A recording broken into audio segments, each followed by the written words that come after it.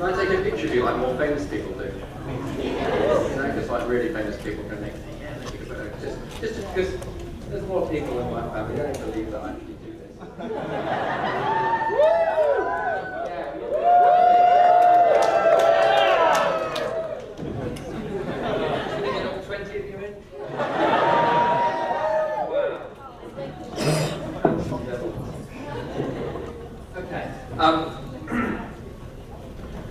So, I've prepared a speech.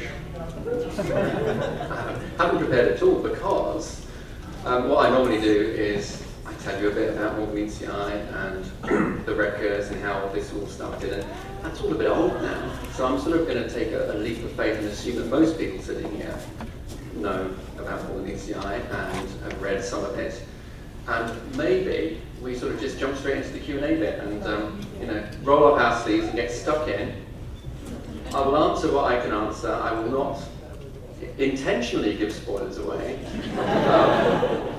But it might be that you've got some very carefully constructed questions, and unwittingly I tell you what happened in issue 50 or in the last issue, whenever that is. We'll see. But if I do actually accidentally say something I shouldn't, we're all going to keep it secret. Okay, that's the.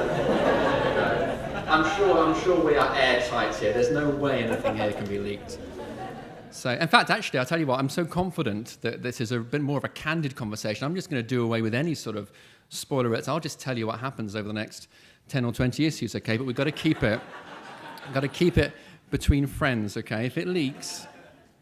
That I think is the way forward. So you hit me with questions, and I'll do my best to satisfy you with an answer. I hope there are now questions after that.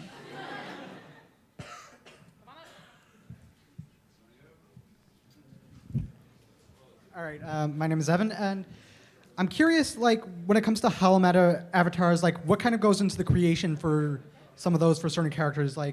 Worlds was pretty great, if I do say so myself. The concept of Holomatter avatars is Simon Furman's, and so it cropped up in Infiltration and in that era of the IDW universe.